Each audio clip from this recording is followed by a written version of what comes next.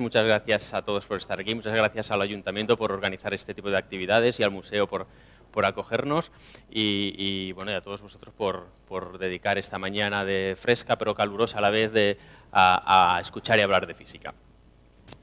Mi ponencia no va a ser quizá tan radiante como un experimento sofisticado para detectar una partícula de una manera realmente sorprendente o no mueve grandes masas como un terremoto. Bueno, lo mío va a ser hablar de cine, que bueno, parece que no tenga mucho que ver con la ciencia, pero sí que tiene que ver con la ciencia. Yo la parte del glamour la traigo con George Clooney y bueno, yo no sé si aquí hay alguien que se dedique al cine. Si es así, bueno, quiero advertir que no voy a estropear la película, es decir, que aquellos que no la hayáis visto, yo de entrada tengo que decir que os animo a que vayáis a verla, con lo cual si hay alguien que se dedica al cine, pues luego hablamos del caché por hacer una hora de publicidad de la película. Y a la hora de ir a ver al cine, pues hoy en día tenemos dos opciones. Yo cuando era más joven pues iba a ver el cine en 2D. Últimamente, aunque no se note, cada vez soy más 3D, por lo tanto, pues bueno, esta película la fui a ver a 3D. Y cuando uno va al cine, pues a ver una película en 3D, que realmente no es que sea 3D, tendría que llamarse visión estereoscópica, pero eso no debe vender tanto y por lo tanto se dice 3D, que es más sencillo, pues nos dan unas gafas como estas. Y nos dan unas gafas como estas que no es que vayan a hacer magia, pero que sí nos van a transmitir esa visión de profundidad, ¿vale? ¿Y cómo funcionan estas gafas 3D? Bueno, pues estas, de hecho, están basados en un concepto que se utiliza desde hace mucho tiempo en astronomía y cuando aquí en la Agrupación Astronómica de Tarrasa pues quieren medir la distancia de una estrella lejana, pues lo que hacen es mirar a esa estrella, hacer una foto de esa estrella y compararla con el fondo de estrellas más lejanas y al cabo de 6 meses pues hacer otra foto y ver cómo realmente el ángulo ha cambiado ligeramente de esa estrella. Obviamente esa estrella tiene que estar relativamente cerca de nosotros, porque si no el ángulo que se está midiendo es muy pequeño, pero se compara la posición de esta estrella con el fondo de estrellas más lejanos y bueno, se mide un cierto ángulo y conociendo cómo se conoce el diámetro de la órbita de la Tierra, unos 300 millones de kilómetros, pues se puede calcular con trigonometría sencilla de la que se enseña en la ESO o en bachillerato, se puede calcular la distancia, ¿vale? Simplemente mirando un objeto desde dos posiciones diferentes. Bueno, pues eso es lo que hace nuestro cerebro. Cuando nosotros miramos un árbol, pues lo que estamos haciendo es mirar con dos ojos, miramos desde dos puntos diferentes, cada ojo mira desde un punto diferente, y nuestro cerebro, que conoce perfectamente la distancia entre nuestros dos ojos, unos 8 centímetros, calcula el ángulo, y ese cálculo del ángulo lo que nos permite es hacer una estimación de la distancia a la que se encuentra el objeto, el árbol en este caso. Obviamente es un cálculo rápido y un cálculo complejo, pero llevamos millones de años de evolución que lo hacemos automáticamente aunque no nos demos cuenta. Quizá hacer la multiplicación de 13 por 15 nos lleve unos cuantos segundos hacerla, pero hacer este cálculo, pues realmente el cerebro ya lo hace de una manera automática. Bueno, pues la cuestión es que si queremos ver algo que nos dé la impresión de profundidad, la sensación de distancia, lo que tenemos que hacer es mirar un objeto desde dos puntos diferentes, el ojo derecho y el ojo izquierdo. Vale, pues cuando vamos al cine, lo que estamos viendo son dos películas y que la idea es que cada ojo vea una película, la película que le pertoca. ¿Y cómo podemos lograr eso? Bueno, pues por lo que veo, me parece que todos os acordaréis de estas famosas gafas que recuerdo yo una vez en televisión española dieron una película un viernes por la noche y la verdad es que yo no me enteré mucho de las 3 dimensiones. Aquí lo que se hacía con estas gafas es, bueno, colocar dos filtros de tal manera que cada uno de estos filtros solo va a dejar pasar una parte de la luz que tiene que ser la adecuada para cada ojo, el derecho y el izquierdo. Entonces, esto es una fotografía, de hecho son dos fotografías ligeramente diferentes que están tomadas con una cierta separación de unos 8 o 10 centímetros, de tal manera que estas dos fotografías ahora, cada ojo tiene que ver la fotografía adecuada, ¿vale? Es decir, la foto del ojo derecho tiene que verla solo el ojo derecho y no el ojo izquierdo. ¿Y cómo hacemos esto? Bueno, pues de alguna manera tenemos que hacer que cada ojo solo le llegue la luz que le tiene que llegar. Bueno, si colocáis los papelitos, es muy sencillo colocarse esos papelitos, esto es como en política, el azul va a la derecha y la izquierda va en rojo, ¿eh? Pues la foto quizá no esté muy lograda, sobre todo en el centro deberéis notarlo más. Se nota cierta sensación de profundidad. Obviamente no es un 3D muy tangible, pero sí que se nota cierta profundidad, porque simplemente son dos fotos tomadas con una cierta separación, de tal manera que estamos viendo dos fotos a la vez, y el cerebro ya se encarga de hacer todos los cálculos que tiene que hacer. ¿Vale? Pero cuando vamos al cine no son estas las gafas que nos dan. De hecho, esto no es nada nuevo, ya existen aparatos que tienen más de 100 años, desde que las fotografías se han empezado a hacer fotografías estereoscópicas, donde aquí hay dos fotos de, fijaros, esto debe tener pues, del orden de unos 100 años, son dos fotos ligeramente diferentes del mismo objeto. De hecho, os recomiendo que visitéis este museo y que busquéis, que hay unas cuantas fotografías de estas que se pueden ver, y son fotografías de principios del siglo XX, finales del siglo XIX, donde hay dos fotos, nos ponemos una especie de aparato como este, y obviamente hay una pared entre medio, que hace que este ojo esté obligado a ver esta foto y este ojo esté obligado a ver esta foto. Y el cerebro hará el resto del trabajo. Vale, pero no es esto lo que nos encontramos en el cine, sino que nos encontramos las gafas que os he mostrado antes, que de hecho son estas gafas de aquí. ¿Vale? Son estas gafas de aquí que no tienen filtros azules y rojos, van un poco más allá, son un poco más sofisticadas, lo que aprovechan es el campo, la luz, que es un campo electromagnético, en realidad es una vibración del campo eléctrico y de un campo magnético, que este campo eléctrico, aquí representado en azul, y el campo magnético en rojo, está vibrando en un plano. Es decir, si la luz se propaga de izquierda a derecha y nosotros colocamos aquí el ojo, esto es lo que vemos, el campo eléctrico está oscilando en vertical y el magnético en horizontal. Vale, pues lo que podemos hacer es aprovechar esta polarización del campo electromagnético de la luz que recibimos y filtrar según la polarización. ¿Vale? Bueno, nosotros vemos un pequeño espectro del campo electromagnético, solo los colores, obviamente el campo electromagnético es más grande, y podemos emitir dos películas y de tal manera que una película la luz venga polarizada en una dirección y la otra venga polarizada en otra dirección, de tal manera que con estas gafas seamos capaces de, seamos capaces de ver una película u otra. Vale, entonces aquí lo que tenemos son dos, cada uno de estos filtros deja pasar un tipo de luz y no deja pasar el otro tipo de luz. Por lo tanto, si yo lo que hago es coloco unas gafas encima de la otra, pues como las he colocado las dos iguales, veo que pasa luz, pero si las coloco al revés, pues aquí lo que voy a tener, pues esto es complicado, esto está muy alto para mí. Bueno, se ve que la parte que pisa la otra se ve más oscuro, es decir, en principio cada uno de estos filtros tiene un tipo de polarización, deja pasar un tipo de luz, el otro deja pasar el otro tipo de luz, y si nos colocásemos las dos gafas, lo que haríamos es no ver nada, porque una no deja pasar una y el otro no deja pasar la otra, no veríamos nada.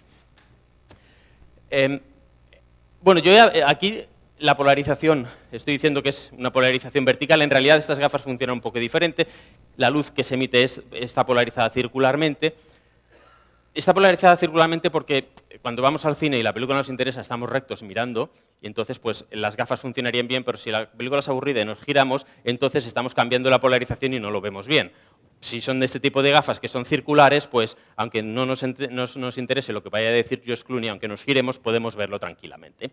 Vale, esta es normalmente en las fotos de astronomía ganan mucho porque suelen ser esféricas y eso se consigue mucho mejor esta sensación. Si lo miráis ahora con los filtros estos que tenéis, realmente da esa sensación de profundidad, porque lo único que estamos haciendo es, aquí hay dos fotos, una encima de otra, si os quitáis los filtros veréis que hay unas manchas rojas y justo al lado unas manchas azules, que son precisamente las que las dos fotos, una superpuesta encima de la otra, que van a hacer que cada ojo vea solo aquello que tiene que ver para poder notar esta sensación de profundidad. Vale, esto es nada más entrar en el cine, ahora vamos a hablar un poco de la película en sí, vamos a estropearla un poco. Igualmente, lo dicho, yo la he visto, yo me lo he pasado muy bien viendo la película y recomiendo realmente que la vayáis a ver, aunque comentaremos algunas cosas positivas, algunas no tan positivas sobre la película. Si hablamos de gravedad, obviamente tenemos que sacar a Sir Isaac Newton, obviamente el padre, digamos, la persona que explicó el concepto de gravedad, que hizo una descripción matemática que luego ha permitido pues, describr comportamiento de los planetas, ha permitido descubrir planetas allí donde la teoría decía aquí tiene que haber un planeta, ir a buscarlo y lo vais a encontrar. Y de hecho, la película lo que trata es una película que transcurre en el espacio y que están en continua caída libre. Es decir, los satélites que tenemos orbitando a la Tierra están cayendo. Y es de lo que se dio cuenta Newton, se dio cuenta de que la Luna está cayendo continuamente hacia la Tierra. Si encima de un montículo empezamos a tirar piedrecitas con poca fuerza, pues llegará hasta aquí, la piedra A, con más fuerza la piedra B llega más lejos, la piedra C llega más lejos, si es con fuerza suficiente conseguimos ponerlo en órbita y lo que está haciendo es caer continuamente, que es lo que hace la Luna, está cayendo hacia la Tierra continuamente. Lo que pasa es que está a la distancia adecuada y con la velocidad adecuada para que se mantenga siempre cayendo hacia la Tierra sin impactar en la Tierra, obviamente. Vale, ¿cómo empieza la película? Pues empieza de esta manera. Nos dice, a 600 kilómetros sobre el planeta Tierra, no hay nada que transmita el sonido, no hay presión atmosférica, no hay oxígeno. La vida en el espacio es imposible. Bueno, en el espacio, a 600 kilómetros de la superficie de la Tierra. Vale, ya nos está poniendo sobre aviso de... Hemos estudiado física, no somos como otras películas, hemos estudiado física, sabemos que el sonido no se transmite en el espacio, vamos a hacer las cosas bien. O sea, que la entrada realmente es buena, es decir, vamos a hacer una cosa rigurosa y seria. Y el sonido no se transmite porque el sonido es una onda de presión, igual que cuando se propagan los terremotos, son unas vibraciones que necesitan un medio, necesitan el suelo, la corteza terrestre para propagarse, el sonido necesita un medio, un espacio para propagarse. El aire, por ejemplo, o un sólido simplemente también transmite el sonido. El sonido no es más que vibraciones que producimos en el aire, donde estas moléculas al vibrar hay pequeñas zonas donde hay más concentración y donde hay menos concentración, es decir, aumenta la presión o disminuye la presión y estas vibraciones, estos aumentos y disminuciones de presión se van propagando hasta que llegan pues, al receptor que pueden ser nuestros oídos y nuestro cerebro ya interpretará ese sonido de una manera u otra. Pero esto no es tan fácil, o por lo menos en la historia del cine no ha sido tan fácil, o no lo han tenido presentes, porque si nos vamos sin más ni menos a la película de Superman 2, vemos cómo trataban ellos el sonido en el espacio.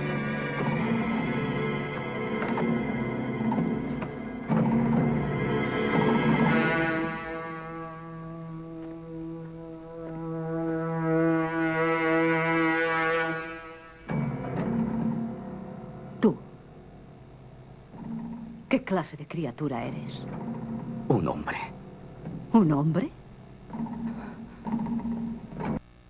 Bueno, esta señora que viene del planeta Krypton, es una extraterrestre, pues puede no necesitar respirar en la Luna, pero lo que está claro es que el sonido no se propaga, por lo tanto, por mucho que intente hablar, no lo va a conseguir. Moverá sus cuerdas vocales, pero no va a producir sonido, cosa que, bueno, históricamente en el cine eso no lo han tenido en cuenta. Aquí sí lo tienen en cuenta.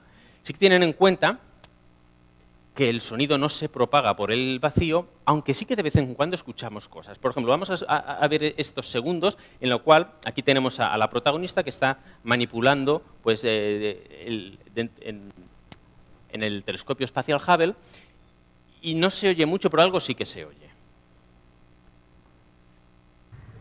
Ingeniería recomienda examen visual para comprobar si hay algo dañado. Vamos a ver qué pasa. Por aquí. Bueno, se oye algo como si rozase cuando lo está sacando el objeto y no hay vacío. Bueno, no hay vacío, pero obviamente ella, con traje, que ella es sólida, y obviamente el sonido se transmite no solo por el aire, sino que se puede transmitir a través de cualquier medio material, como puede ser, pues ella que está tocando la nave, está tocando aquello y puede notar esas vibraciones, ligeramente puede apreciarse parte del sonido, con lo cual no está, obviamente me imagino que si esto hubiese sido Superman pues se oía cracks y se oía clock clock, en este caso pues bueno, han sido más sutiles como realmente bueno, es perfectamente aceptable que se escuche este ligero sonido. Vamos a ver de qué iba un poco la misión, muy ligeramente, sin entrar en detalles, no quiero entrar muchos en detalles de la película, igualmente todo esto es, digamos, en lo que voy a entrar de los detalles es lo que se ha visto en los trailers de los anuncios. Vamos a ver un poco de qué va la misión. Ese sistema de escaneado. Nada más. Solo son unos ojos para escanear los confines del universo. Está diseñado para uso hospitalario. Este es un prototipo. Preparados para bloquear. Bueno, están trabajando en el telescopio espacial Hubble y colocando pues, bueno, unos dispositivos para mejorarlo, ¿De qué es? Perdón. Y hay una persona que allí que está trabajando en ello que en todo el momento de la película hablan de la doctora. Hay una doctora que trabaja en un hospital y entonces cuando vemos la película nos preguntamos, ostras, una doctora que trabaja en un hospital, ¿qué hace ahí con un telescopio, hablando de un sistema de escáner? O no sé? ¿Qué pinta una doctora que trabaja en un hospital allí trabajando para la NASA? Bueno, en ningún momento dicen que sea médico, y sin ir más lejos, hace dos horas había aquí una doctora aquí arriba, por lo tanto, y es doctora en física que ha estado trabajando detectando partículas minúsculas y que precisamente sistemas de detección de partículas pueden pues, ir bien en un satélite. De hecho, está hablando de un escáner, está hablando que trabaja en un hospital detectando con un trabajo de resolución de imagen, y el telescopio obviamente se encarga de recibir imágenes, por lo tanto, es perfectamente aceptable que haya una doctora como especialista de misión, haciendo unos ajustes en el telescopio, que es a lo que han subido, es lo que están haciendo allí. Por lo tanto, bueno, de acuerdo, aunque nos pueda parecer chocante, pues no debería ser. Doctor, en principio, pues es una persona que ha hecho un doctorado, que puede ser en física, en química, en geología, en multitud de ámbitos. Vale, vamos a entrar un poquito más para poder hablar de física, vamos a hablar de qué pasa ahí en el espacio y qué pasa con los satélites. Se trata de una reacción en cadena a gran escala. Ha sido un efecto colateral de la destrucción por parte de los rusos de uno de sus satélites. ¿Han destruido uno de sus satélites? Derecho de disposición. Debía de ser un satélite espía que no funcionaba. Ahora es metralla. Explorer, listos para soltar el Hubble. Liberando fijaciones en 3, 2, 1. Explorer, estamos recibiendo nuevos datos. ¿Qué dicen, Houston? Nada bueno, la mayoría de nuestros sistemas no funcionan. La reacción en cadena provocada por los restos está fuera de control y se propaga rápidamente. Hemos perdido múltiples satélites y no serán los únicos. ¿Definen múltiples satélites? La mayoría ha dejado de funcionar. Los sistemas de telecomunicaciones han muerto. Podríamos quedarnos sin comunicación en cualquier momento. Bueno, están hablando de que los rusos han volado uno de sus satélites, bueno, tienen derecho a ellos, es de ellos, y hay chatarra por el espacio y eso pues, afecta a los satélites. Y hablan de los satélites de telecomunicaciones. A ver, hay varios tipos de satélites, dependiendo de lo que se quiera estudiar, pues se colocarán a una órbita u otra. Todos los satélites están en caída libre, están cayendo hacia la Tierra, igual que la Luna cae hacia la Tierra. Lo que pasa es que dependiendo de la distancia tendrán que tener una velocidad o tendrán que tener otra velocidad. Los satélites de telecomunicaciones en general, como por ejemplo el Meteosat, es el que todos los días nos está diciendo el tiempo, están a una altura tal que están dándole la vuelta a la Tierra, pero siempre lo tenemos encima nuestro. El Meteosat siempre está encima de Europa. Aquí no se ve muy bien, pero aquí hay un puntito rojo que es Tarrasa y aquí hay un puntito verde que es el Meteosat y que los dos van dando la vuelta a la vez. Es decir, el Meteosat da una vuelta a la Tierra en un día, igual que Tarrasa. Por lo tanto, los tenemos siempre encima y se encuentran a 36.000 kilómetros.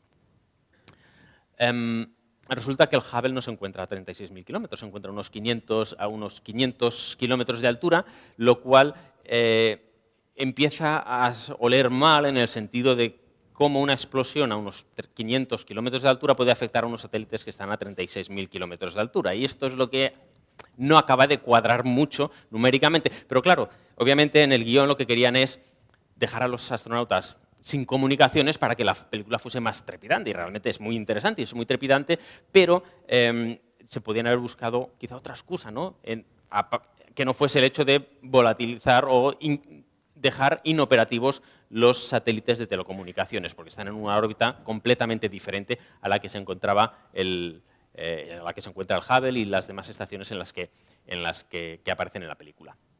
Bueno, vamos a una de las cosas que a mí más curiosidad tenía yo antes de ver la película, a ver qué tal lo trataban, que es el famoso paseo espacial. Obviamente, cuando alguien está en el espacio, pues supongo que debe querer dar un paseo, a mí me encantaría, pero no va a ser así. Pero obviamente hay que darlo bien, porque si no lo das bien puedes tener problemas. Vamos a ver cómo en esta película tratan el tema del paseo espacial. Tenemos que llegar hasta la estación espacial. Está ahí. Hay una buena tirada, pero tenemos que utilizar su cápsula de escape, la Soyuz, para regresar a la Tierra. ¿Está de acuerdo? Doctor Stone, ¿está de acuerdo? Bueno, aquí tienen que ir de un sitio a otro. De hecho, ellos están en el Hubble, que está a unos 560 kilómetros, buscan la estación espacial que se encuentra a 415 kilómetros de la superficie de la Tierra, y luego al final buscan la Tiangong 1, que es la estación china, que está a 370 kilómetros. De hecho, digamos, es lo más criticable el hecho de que van saltando de un sitio a otro, ¿vale? Pueden ir saltando, pero todos, en principio, si están en caída libre, porque recordemos que estos astronautas están en el Hubble, y el Hubble está en caída libre, están en una órbita y van a seguir allí, ¿vale? Van a estar en caída libre para siempre, a no ser que tengan unos propulsores que les cambien de órbita, ¿vale? Entonces, para cambiar de una órbita, si están señalando a que pueden ir porque se lo encuentran allí, el hecho de que estén en distintas alturas quizás no sea lo más coherente a la hora de ir de una estación a otra, ¿vale? Pero el problema viene que, bueno, volvamos, los rusos han volatilizado uno de sus satélites y sale la chatarra espacial por ahí, y eso es lo que pone en peligro la misión, ¿vale? Y, curiosamente, lo pone en peligro 2 veces, porque la chatarra va a por ellos una vez y luego va a por ellos otra vez. Pero, claro, cuando algo explosiona, como por ejemplo esta bola azul, los pedazos salen en todas las direcciones, se separan, se dispersan, lo cual significa que quizás sí que algún cascote te puede ir a parar a ti, pero la mayoría de los cascotes van a ir en otra dirección. Por lo tanto, no sería realmente tan peligroso el que volatilizase un satélite y, sobre todo, el que hubiese una reacción en cadena, como comentan, que van cargándose satélite tras satélite. Bueno, esto es lo más criticable. Ahora, a partir de ahora vamos a empezar a hablar bien, o casi bien, de la película. Bueno, aquí, por ejemplo, es el momento en el que esa metralla impacta a ellos. Aquí está el transbordador espacial que se ha llevado hasta el Hubble, estaban reparando el Hubble y viene toda esa metralla. Pero escuchar la metralla.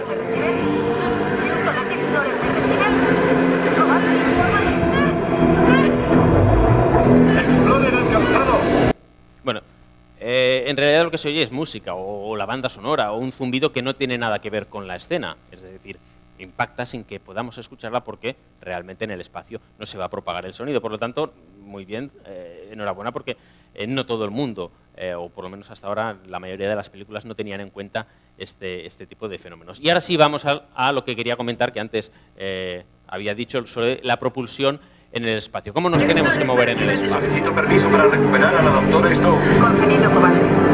Houston, aquí Explorer, ¿me reciben? De acuerdo. Hemos perdido Houston. Bueno, pues a través de la tercera ley de Newton, es decir, que es necesario pues, saber física de cuarto de ESO para poder moverte ahí en el espacio. La tercera ley de Newton lo que nos dice es que para nosotros movernos, o sea, que si nosotros nos queremos mover hacia adelante, tenemos que empujar algo hacia detrás. Yo cuando camino lo que hago es empujar el suelo hacia detrás y me muevo para adelante. O cuando nado, echo el agua para atrás y yo me voy para adelante. O los pájaros lo que hacen es echar el aire para atrás y ellos irse para adelante. Es decir, a toda acción, a toda fuerza va asociada a una reacción que es una fuerza igual de magnitud, pero de sentido opuesto. Vale, pues aquí hemos visto la mochila que lleva George Clooney, que está expulsando gas a presión para atrás para él poder ir hacia adelante. Obviamente no solo tiene un punto por donde sale el gas a presión, sino que sale en muchas direcciones porque tiene que maniobrar y tiene que ir cambiando la trayectoria. Con lo cual, esa es la manera en que uno se puede mover por el espacio, expulsando siempre gas a presión. Por ejemplo, si este fuese la mochila de George Clooney y esto rojo fuese el gas a presión, pues empujas el gas para atrás y tú te vas para adelante. Obviamente, el gas se va mucho más rápido que George Clooney porque George Clooney tiene más masa y tiene una masa y una velocidad que ha de ser igual a la masa multiplicada por la velocidad del gas. Si la masa es pequeña del gas, la velocidad tiene que ser grande para compensar que la velocidad esta será pequeña y la masa es grande. Pero bueno, básicamente lo que necesitas es empujar algo para atrás y tú irte para adelante o viceversa. Una jugarreta podría ser en la estación espacial dejar una astronauta en medio de una sala, lo que pasa no son muy grandes, ¿no? Pero si está durmiendo, lo dejáis aquí en medio. Si esto fuese la estación espacial, lo dejásemos a alguien ahí en medio con ropa interior y lo abandonásemos justo en medio flotando. No podría llegar a las paredes de ninguna manera, porque si no tiene nada para tirar para un lado y él irse para el otro lado, sería realmente un fastidio tenerlo allí en medio, no, porque por mucho que intentase volar y empujarse del aire, realmente tardaría mucho en llegar al otro extremo. Pues bien, esto que parece tan obvio, que es de cuarto de ESO, pues aquí en esta película lo tienen muy en cuenta, pero hace unos no tantos años, en la película de Misión a Marte, no lo tenían tan claro.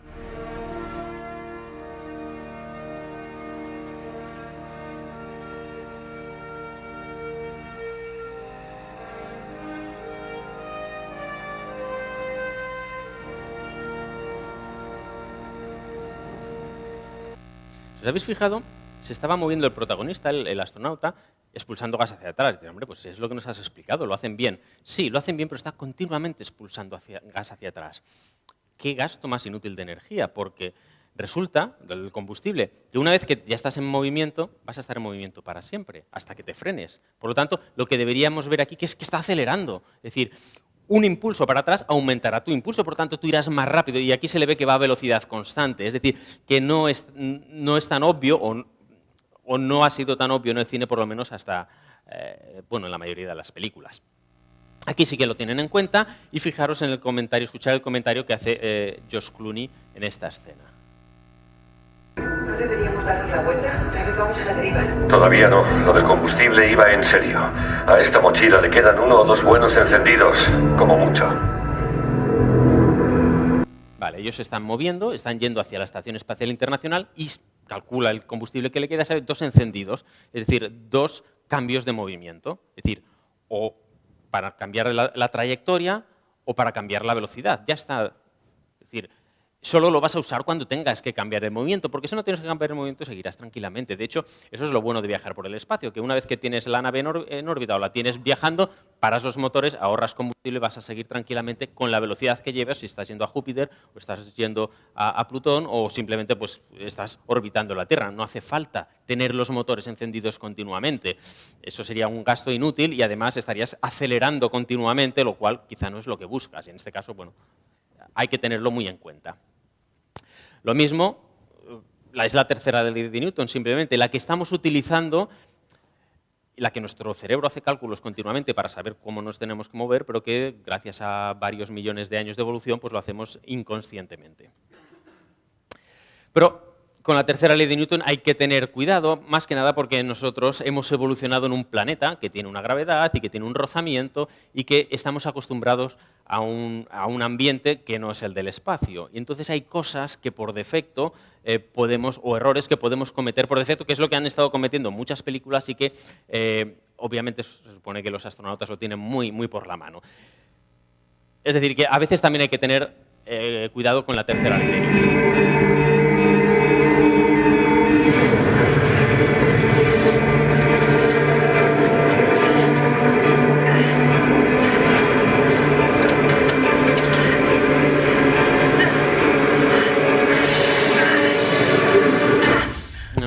No se ve muy nítido.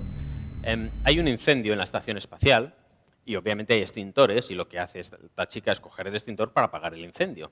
Vale, pues coge el extintor, aprieta el extintor y ¿qué pasa? Pues que el gas se va para adelante y se va para atrás y se da un golpe. ¿Por qué? Pues porque no estaba sujeta, porque no estaba pensando en que, bueno, la tercera ley de Newton iba a actuar, fuese ella o no fuese ella consciente.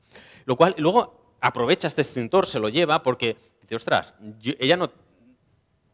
Si no tengo cómo propulsarme, por lo menos este extintor ya he visto que será más o menos difícil, pero me sirve para propulsarme, lo cual es realmente interesante e inteligente en una situación como esta. Es decir, que bueno, la tercera ley de Newton hay que tenerla muy presente porque bueno, las leyes de la naturaleza están ahí actuando, seamos nosotros conscientes o no, como en la película de Misión a Marte.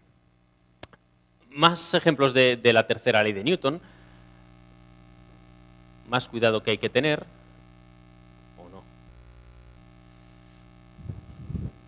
Bueno. Vamos allá. Ahora, para apartarla de mis propulsores, le daré un pequeño empujón. No, no, no. Empujón no, un empujoncito.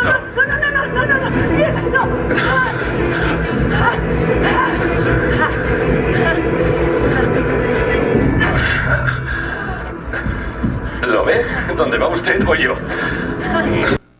Claro, una vez que tenemos un sistema donde tenemos 2 partículas, o 2 astronautas, da igual que están unidos mediante una cuerda, pues obviamente si uno se va a mover, esa cuerda pues llegará hasta el otro extremo y le irá moviendo. Tenemos un sistema que si no hay fuerzas externas, no se va, puede ir oscilando, o sea, se pueden separar o alejar, pero el centro de masas de ese sistema se va a mantener en el mismo sitio. Por lo tanto, si George Clooney empuja a Sandra Bullock hacia atrás, él se va a ir también hacia atrás hasta que la cuerda les mantenga en tensión y si George Clooney quiere acercar a Sandra Bullock hacia sí, tirará, pero él también se acercará.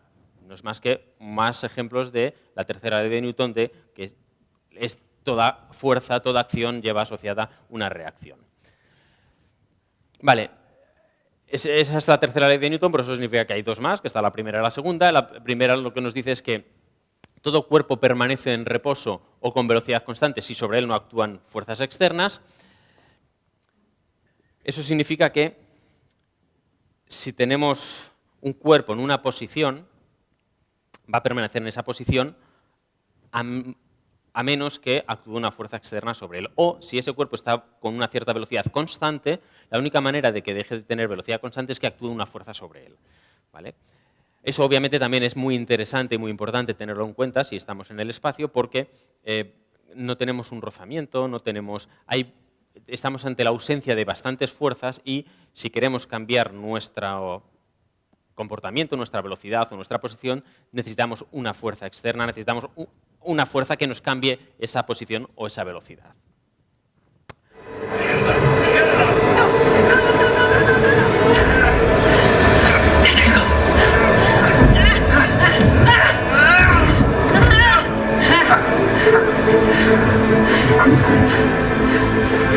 ¡Te tengo!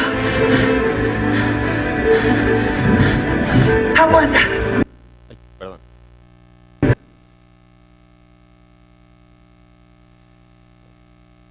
Vaya, hombre.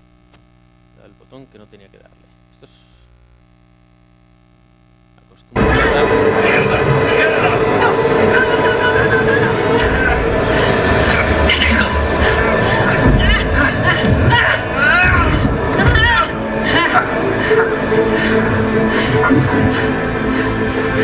¡Te tengo! ¡Aguanta! Voy a tirar de ti. Voy a... Doctora. Un momento, aguanta. Voy a acercarte a mí. Ryan, Voy a escucha. acercarte a mí. Tienes que soltarme. No. Las líneas están flojas. Te estoy arrastrando. No, no. O me sueltas, o moriremos los No dos. voy a soltarte. Todo irá bien. No.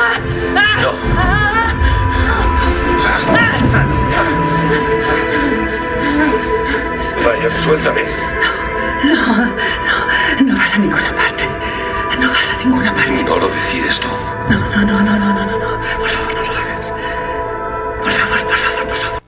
Bueno, yo esta es la única escena que, aparte de los problemas de las pegas técnicas de a qué altura están los satélites y demás, es la única pega desde el punto de vista de la física. Y es que la situación es crítica, no diré cómo acaba o deja de acabar, pero tenemos Sandra Bullock y George Clooney que están quietos uno respecto al otro. Si están quietos uno respecto al otro, no hay nada que temer. Se puede soltar tranquilamente George Clooney de la cuerda y volver a coger la cuerda. No hay ningún problema, porque están quietos uno respecto al otro. Por lo tanto, el hecho de que se suelte no va a hacer que se vaya, porque no hay ningún campo gravitatorio que le esté atrayendo. Los dos están moviendo están cayendo hacia la Tierra a la vez, por lo tanto van a seguir cayendo a la vez. Claro, la cuestión es, George Clooney viene moviéndose alocadamente y está Sandra Bullock y le va a coger. Vale, esa situación es tensa y si ella no le coge, lo va a perder. Pero una vez que lo coge y aquel ya cuerda los consigue frenar a los dos, seguirán frenados siempre. La solución sería coger y que uno de ellos tirase hacia el otro, entonces se acercasen, ¿vale? Pero una vez que está uno quieto respecto al otro, van a seguir quietos uno respecto al otro. Por lo tanto, no hay tanto dramatismo, no debería haber tanto dramatismo una vez que los dos se han parado. Hasta entonces sí, claro, si no lo coges, lo pierdes y ya no hay manera de recuperarlo. Pero hasta entonces, pues tranquilamente, una vez parados, no tienes que tener ningún problema. Vale, todo esto estábamos hablando de primera ley de Newton, tercera ley de Newton, movimiento en velocidad constante. Bueno, hay un concepto que es el de momento angular, que también lo reflejan en la película y lo reflejan bastante bien. Vamos a ver una escena.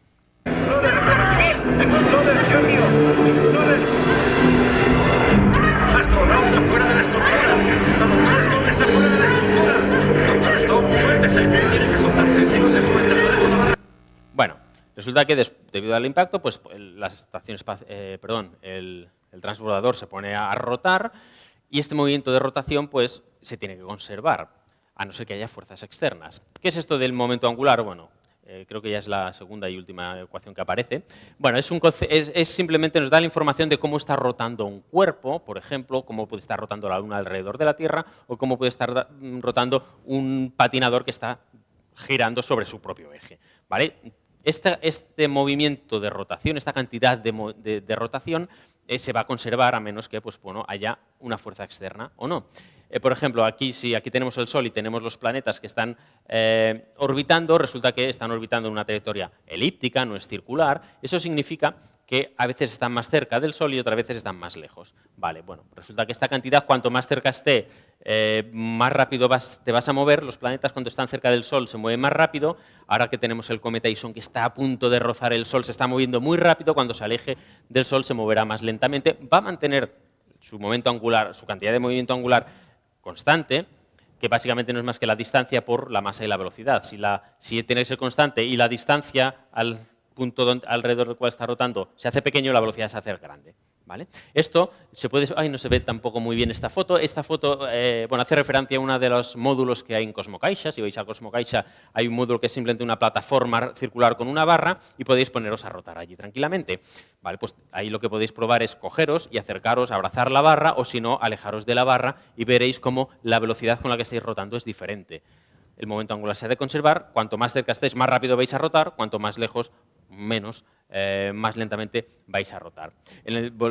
Yendo al tema de los terremotos, cuando hay terremotos se está redistribuyendo la masa, la masa que hay en la Tierra y, claro, de alguna manera esa redistribución, no sé si alguna vez habéis oído o leído que había cambiado en no sé cuántos microsegundos la duración del día en la Tierra por efectos de terremotos. Bueno, si se redistribuye la masa de la Tierra de alguna manera, pues puede ser que afecte a la velocidad de rotación. Obviamente estamos hablando de cosas minúsculas y muy complicadas de medir, pero bueno, si cambias la distancia al eje de rotación, puede cambiar la velocidad con la que estás rotando. Pero esto se ha de conservar y aquí vemos cómo realmente se conserva. O sea, eso lo trata muy bien.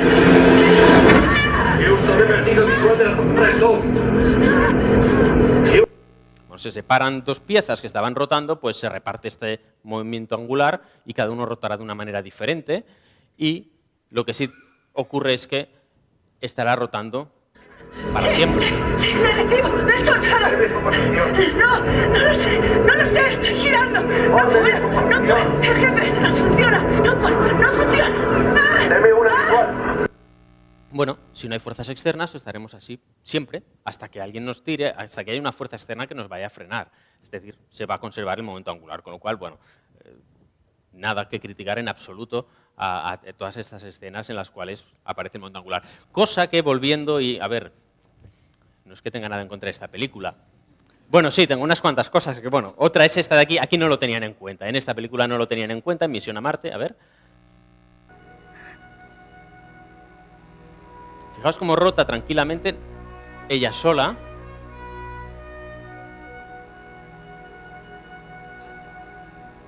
Y ahora es cuando empieza a empujarse. Claro, rotar así necesita un par de fuerzas. Necesita pues, tener un chorro de gas que salga en una dirección y el otro en la otra para ella girar, rotar, o sea, alrededor de su eje. Pero simplemente rota tranquilamente como por arte de magia. Es decir, por el hecho de que inconscientemente cuando tenemos los pies en el suelo y rotamos nos da la sensación de que rotamos porque queremos. Bueno, sí, pero porque tenemos los pies y estamos haciendo una fuerza con las piernas sobre el suelo. El rozamiento de los zapatos es importante para esta fuerza. No es lo mismo intentar rotar en el hielo que intentar rotar en el asfalto. Y bueno, por defectos de la cotidianidad, pues muchas películas no han tenido en cuenta esta conservación o que el hecho de que cambiar nuestro estado de movimiento es porque necesitamos una fuerza. Bueno, volviendo aquí a lo de las órbitas que habíamos comentado. Una cuenta atrás de 90 minutos. ¿Por qué 90? Bueno, según Houston, los restos iban a 80.000 kilómetros por hora. Teniendo en cuenta nuestra órbita actual, calculo que en unos 90 minutos volverán a jodernos vivos. Bueno, aquí comenta que ha pasado la metralla de aquel satélite que ha explotado y dice, bueno, pon el cronómetro marcha atrás porque de aquí a 90 minutos volverá a pasar. Porque calculo que viaja unos 80.000 kilómetros por hora. Vale, si alguien ha de viajar a 80.000 kilómetros por hora no puede estar a esa distancia. De hecho, a la órbita a la que se encuentra el Hubble pues, viaja a unos 30.000 kilómetros por hora. Por lo tanto, no se sabe de dónde se saca de la manga George Clooney ese cálculo mental de aquí a 90 minutos volverán a estar aquí. Quizá es una confusión del hecho de que la estación espacial da una vuelta a la Tierra cada 90 minutos, eso sí es cierto. Y de hecho, yo no, pero bueno, sé que gente de la agrupación astronómica de Tarrasa a veces dice, mira, espera, vamos a mirar para allí que va a pasar la estación. Y se ve una estrellita que se está moviendo y es la estación espacial orbital que está reflejando la luz del Sol.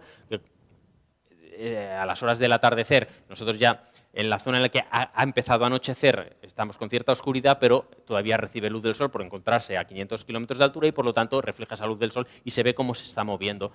Se está moviendo a unos 25-30.000 kilómetros por hora porque se encuentra a una distancia adecuada, ¿vale?, a esos 500 kilómetros, que para mantenerse en órbita estable tiene que ir a esa velocidad, 90 minutos en dar una vuelta. De hecho, comenta que sí que según me han dicho de la NASA, es decir, de alguna manera George Clooney justifica que se ha comunicado cuando resulta que unos minutos antes han dicho que han perdido comunicaciones. Pero bueno, salvo estos pequeños detalles más técnicos que científicos, bueno, podemos seguir adelante. Bueno, lo que comentaba, esto intenta representar el sistema solar, aquí tenemos el Sol, los planetas que están orbitando y resulta que Mercurio, que es el que está más cerca, pues su velocidad es de unos 47-48 kilómetros por segundo, la Tierra nos movemos a unos 30 kilómetros por segundo, es la velocidad con la que nos movemos alrededor del Sol, Urano a 6 y Neptuno a 5,5 kilómetros por segundo. Cuanto más lejos, más despacio. Cuanto más cerca, para mantenernos estable, puesto que notamos más fuerza, hay que moverse más rápidamente para no caer o no escaparnos, ¿vale? Hay una velocidad adecuada a una distancia adecuada. Por lo tanto, no tiene sentido que la velocidad de unos sea de otros, porque resulta que si se están moviendo a 80 kilómetros por hora, no están en una órbita estable y se van a escapar de esa órbita, por lo tanto ya no van a ser peligrosos ni para Sandra Bullock ni para George Clooney. Bueno, estamos en el espacio, ya hemos comentado, no hay gas, no hay aire, espacio está vacío, está frío, no tanto como el CERN, pero sí que está frío. Y claro, el hecho de tener frío y tener el vacío, claro, si dentro de la nave tenemos un gas a una presión y fuera de la nave no tenemos ese gas a esa presión, pues también hay efectos que quizá aquí en la vida cotidiana pues nos pasan desapercibidos, pero en el espacio no.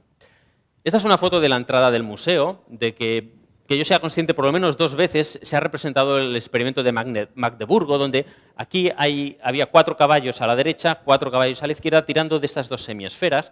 Las 2 semiesferas no están colladas de ninguna manera, no están atadas ni tienen ningún tornillo, están simplemente puestas en contacto, lo que pasa que hecho el vacío.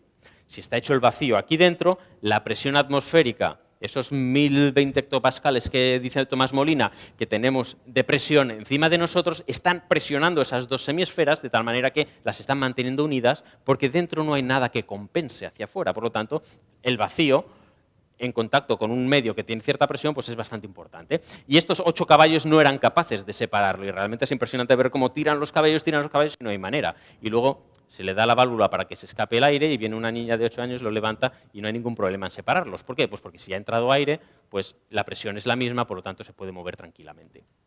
Bueno, pues esto, ahora tenemos que la protagonista va a entrar en una de las estaciones espaciales, donde dentro sí que hay un gas y fuera no hay ningún gas.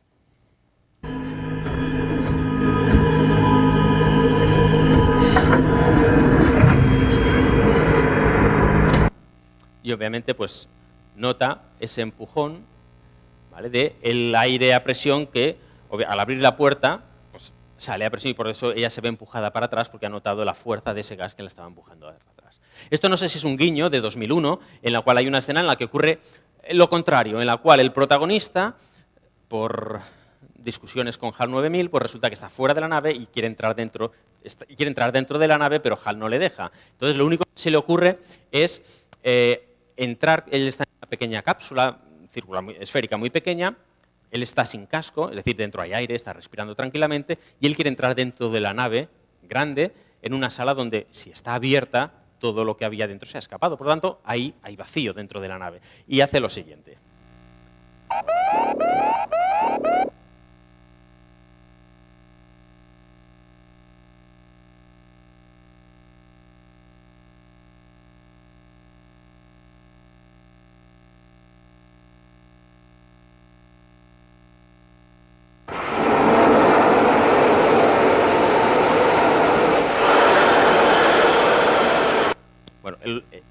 El silencio que ha habido en medio era de la película. ¿Por qué? Pues porque dentro de la cápsula hay aire, oye la sirena, visto desde fuera no hay aire, no hay sonido, por lo tanto no podemos emitir sonido. Él sale a presión de su cápsula, Entonces es lanzado hacia el extremo, hacia el interior, y luego él ya consigue llegar, bajar la válvula, cerrar la puerta, dejar que entre el aire, y entonces empezamos a oír sonido.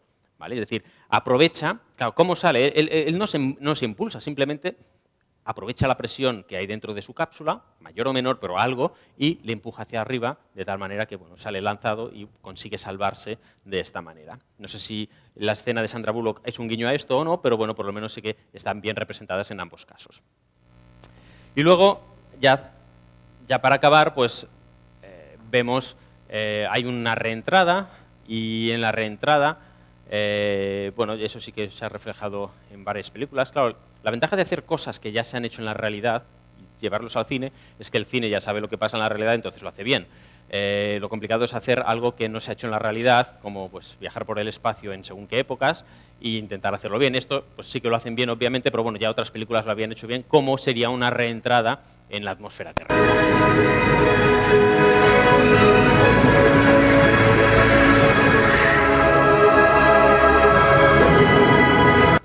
Bueno, se ve estas trazas, que no son más que bueno, unos objetos que están entrando en la atmósfera, hay un rozamiento, ese rozamiento sube la temperatura y por lo tanto pues, se calienta alrededor y por lo tanto vamos a ver cómo se ilumina, incluso podemos llegar a ver cómo se volatiliza algún objeto. Quizá, de hecho, hace poco, la semana pasada, hace 2 semanas, que cayó un satélite que bueno, ya se sabía que iba a caer porque había acabado su vida útil, había perdido ya la órbita, iba a caer. Y bueno, ¿y qué hacen estos satélites cuando caen? Pues bueno, pues en parte se estropean porque, pues obviamente por el rozamiento, y en principio no deberíamos tener mucho miedo porque a ver si nos cae encima del coche. No nos cae encima del coche porque bueno, la Tierra realmente, la superficie en su práctica totalidad está vacía de seres humanos. El 75% es agua y hay grandes desiertos, hay grandes zonas, con lo cual bueno, siempre se juega con el hecho de que la probabilidad de que nos caiga es pequeña. No sé si hubo alguien en el año 2000 cayó también otro satélite y no sé quién emigró de su sitio. Bueno, no sé, ahora, no me acuerdo, creo que era un personaje público, no sé si era no sé si alguien de las artes, Paco Rabanne, sí, que bueno, tenía un miedo terrible de si le iba a caer encima o no le iba a caer encima y se quería ir de donde estaba viviendo. Bueno, a ver, obviamente hay mucha chatarra por el espacio y eso hay que tenerlo en cuenta, pero vamos, que no es bastante improbable que nos caiga encima. Otro ejemplo de esta reentrada es lo que llamamos lluvia de estrellas, que ahora en noviembre ha pasado una, luego pues en agosto está hay una famosa lluvia de las lágrimas de San Lorenzo, que no son más que restos de cometa que han quedado por el espacio y que caen dentro de la atmósfera. No es que caigan dentro de la atmósfera, es que los restos del cometa están en el espacio, la Tierra se está moviendo, pasa por donde están esos restos del cometa y esas piedrecillas, por decirlo así, esos restos del cometa entran en la atmósfera, se calientan, se funden. Entonces vemos esa traza de justo cuando se está quemando, que dura menos de un segundo y que bueno, y que pues es tan bonito, sobre todo en las noches de verano, que se está más a gusto que ahora en las noches de invierno. Vale, pues con esta reentrada yo os doy muchas gracias por la atención y si tienen alguna pregunta, pues adelante.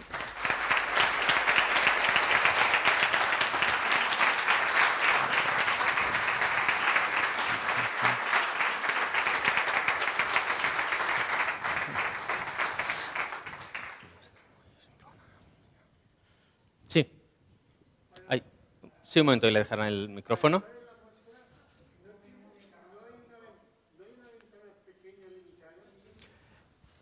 Sí. Para entrar en la atmósfera, claro, si entras...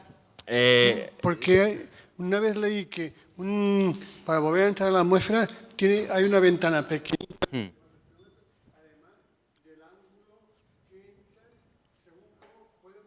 Botar y no entrar. Sí, claro, según el ángulo con el que vayas a caer, sí puede ser que aparezca un fenómeno de rebote con la propia presión que te está haciendo la atmósfera.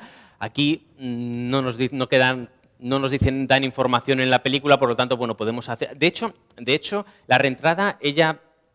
Claro, eso no sé si tengo que decirlo o no, pero bueno, ella va en una nave y ella la va conduciendo, entonces ya sabe más o menos lo que tiene que hacer.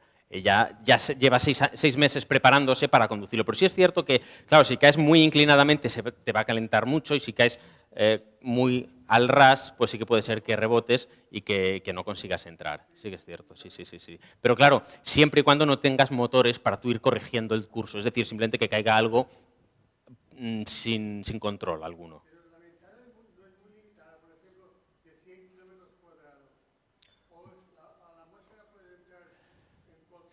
Sí, la cuestión es que entres con el ángulo adecuado para no rebotar, pero aparte de eso, no, sí, que yo sepa, no hay limitación.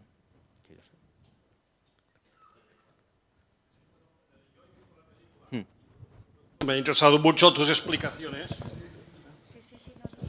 Sí. Porque me has hecho ver cantidad de errores de física que yo no me había dado cuenta, ¿no? O sea, que ha sido muy conveniente.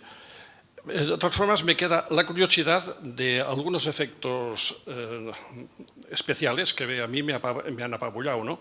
Sobre todo la forma en que simulan la ingravidez. Yo creo que ahí hay tecnologías nuevas que nunca se habían visto en cine.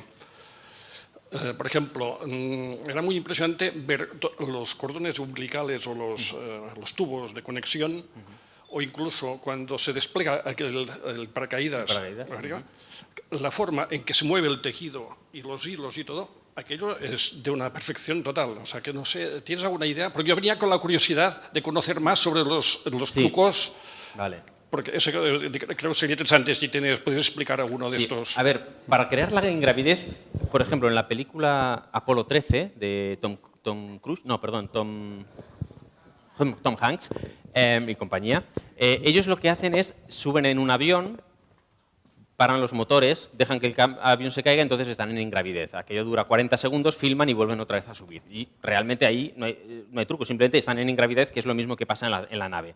En esta película no. En esta película los actores están sostenidos por cuerdas y, digamos, están haciendo como malabarismos con ellos, y lo demás es mucho trabajo de ordenador. Los ordenadores hacen maravillas hoy en día, y sobre todo en el cine, y todo este despliegue del paracaídas, las naves, todo eso está simulado.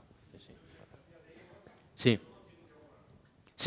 o bueno, que ya hacen para que no salgan. De hecho no sabría decir el nombre del astronauta, pero un astronauta comentaba que realmente los movimientos que tenían los astronautas en esta película le parecían muy logrados para haber sido hechos aquí en la Tierra, y a base de aprender a moverse y estar sujetos con hilos en un plató a oscuras. Sí. Sí. ¿Se oye? Sí. Vale. Sí. La película 2001, Una odisea en el espacio, se ve claramente, dan por supuesto que las naves tienen o producen fuerza de gravedad, porque los personajes que aparecen en la gran nave después de los simios, de doble aro, están ahí hablando y caminando por el pasillo tranquilamente, y luego en la estación la nave que va a Júpiter, el, digamos, protagonista de la película hace footing corriendo alrededor de una especie de circuito cilíndrico. Entonces, mi pregunta es si la idea de que las naves espaciales puedan producir para los astronautas, ¿es esto viable o forma parte también de la ciencia ficción? La escena a la que se refiere es esta de aquí. Sí. A ver, claro, eso está... Se supone que en esta nave lo que tenemos es un anillo y que está rotando continuamente, entonces, claro, la sensación esa de todos nos hemos montado en la feria de atracción, que se pone a dar vueltas y nos caemos para un lado porque está rotando. Claro, si colocamos los pies ahí ya tenemos el suelo, ¿vale? Claro, en esta película pues es esa la idea. De todas maneras, hoy en día para los viajes que se hacen no sería, no se lo están planteando porque no es algo que compense el hecho de desarrollar toda esa tecnología para viajes pequeños. De momento solo se ha ido a la Luna, y aunque se fuese a Marte, que de momento aún no queda muy claro cuándo se irá o no, estamos hablando de unos meses de viaje. Los soviéticos ya habían estado 500 días en gravedad, ya se está estudiando esos efectos, con lo cual para este tipo de viajes no se lo plantean. Claro, sí, porque esta escena tiene un error. Está muy bien el hecho de que te empujas y pones los pies y tienes la pared, pero hay un efecto que la fuerza de Coriolis es una fuerza que aparece cuando estás en un sistema de referencia que no es inercial, es decir, que está rotando, por ejemplo, con el caso de la Tierra, y es una fuerza que, por ejemplo, es la fuerza que hace que los anticiclones o los ciclones roten en un sentido o roten en otro sentido. Y aquí, pues debido a las dimensiones, que no es muy grande, estamos hablando quizá de 10 metros de diámetro, aquí este astronauta que está corriendo debería notar un cierto empujón hacia un lado que no nos lo muestran en la película. Claro, obviamente los astronautas pues tienen que estar muy fuertes, prepararse mucho y, oye, y soportar lo que les toque, ¿no? Pero hoy en día, de momento, no se lo están planteando. De nada. Bueno, buenos días y gracias por la interesante explicación. Yo cuando voy a ver una película de ciencia ficción sé que me lo voy a pasar bien porque tanto si es buena como si es mala, pues también encuentro divertido pescar a ver algún posible fallo. El tema de los movimientos rectilíneos lo tienen bastante solucionado. Lo que veo que no está solucionado es el tema de las rotaciones. Tú has comentado cosas sobre el movimiento angular y bueno, pues aquí lo han reproducido bastante bien. Pero en el movimiento de los astronautas, cada vez que ellos tocan o cogen algo con las manos que provocan fuerza sobre su propio cuerpo y una reacción, el centro de gravedad no está alineado con los hombros y entonces cada cosa que cogen o dejan les debería de provocar una serie de rotaciones que, bueno, no sé qué sistema equilibra todo eso, ¿no? De manera automática. Cuando ha salido Sandra Bullock despedida, que quedaba cogida por la compuerta, ¿no? Sí. Claro, no, tal vez supongo que se han basado en que en el espacio pues todo no pesa, ¿no? Yo en el espacio no tengo masa, pero en el espacio sí que tengo inercia.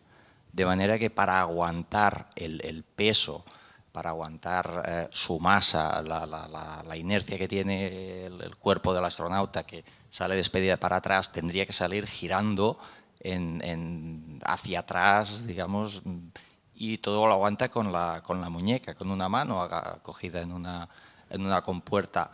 Es imposible que tenga tanta fuerza para controlar la rotación de su cuerpo y luchar contra él con la muñeca. ¿Se rompería la muñeca? No, en esta escena, simplemente nota un empujón para atrás, ella se sujeta.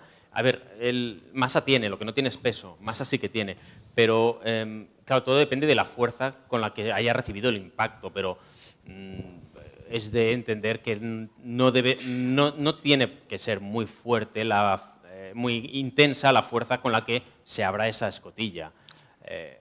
Claro, a mí no me ha parecido en absoluto que estuviese sobredimensionada la escena esa en la cual ella se sujeta con el brazo. No, pero se coge con un brazo. Sí, por con lo un tanto, brazo. Está desequilibrada, tendría que salir girando. Bueno, pero la escotilla esa en principio no tiene por qué tener 180 grados para abrirse, se queda recta porque yo entiendo que es hasta donde se puede abrir esa escotilla, entonces ella simplemente se queda sujeta a esa escotilla. Sí que podría culear un poco, mover un poco las piernas.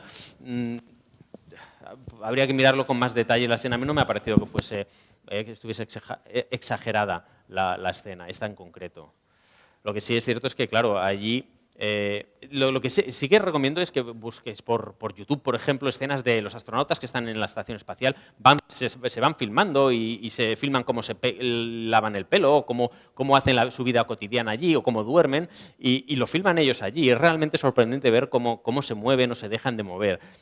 Alguien criticaba si a Sandra Bullock no se le movía el pelo por estar en el espacio. Bueno, tiene un pelo relativamente corto, quizá tampoco se tenga que mover tanto. Hay un vídeo muy curioso de un astronauta, una chica con el pelo largo, de ver cómo se lava el pelo, y claro, se lo lava y se le queda todo de punta y entonces se le mueve un poquitín, y es realmente muy ilustrador el ver estos vídeos de lo que pasa realmente. Y a mí por eso esa escena no me pareció, ha parecido exageradamente irreal, me ha parecido bastante aceptable. Le pongo en un aprieto. Sí. ¿Cuál considera desde el punto de vista físico la mejor película de ciencia ficción o un par de ellas? Hombre, a ver, 2001 fue brillante, excelente, salvo ese pequeño error, diría yo. No sé si no me consta ningún otro error. La película de Avatar, curiosamente, aunque se vea así muy espectacular, no está nada mal tampoco, está muy bien tratada. Incluso aquello de las montañas flotantes se puede llegar a justificar, no está mal. Hombre, esta a mí me ha gustado, tiene lo que hemos comentado hoy, pero claro, comparado con Superman, Star Trek o Star Wars, pues obviamente es brillante la película en ese aspecto. No sé. De temas de física.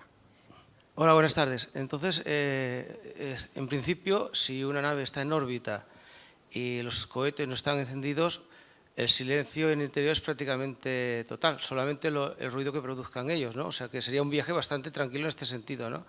Y una segunda cuestión. He oído que alguna escena de esta película está filmada en la misma nave, en realidad. ¿Es cierto esto? A ver, lo del silencio es cierto. A ver, obviamente hay unos motores en marcha que son los que mantienen la nave en sí, es decir, la temperatura, las luces, todo. Bueno, o sea, aquellos motores sí que harán ruido, pero no hay ningún motor de propulsión, por lo tanto, sí que en ese aspecto será silencioso. Respecto a si estaba filmado o no, a mí yo me he estado documentando y no he encontrado que se haya filmado allí. Es más, por comentarios de astronautas que han estado en la estación espacial, comentan que está muy bien lograda la ambientación, que realmente es...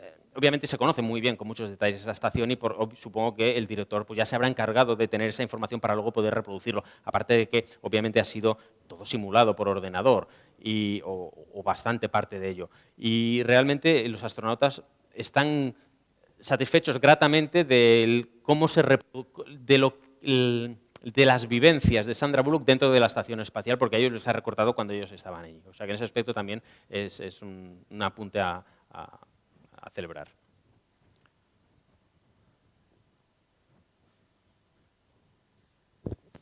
Doncs molt bé, moltíssimes gràcies.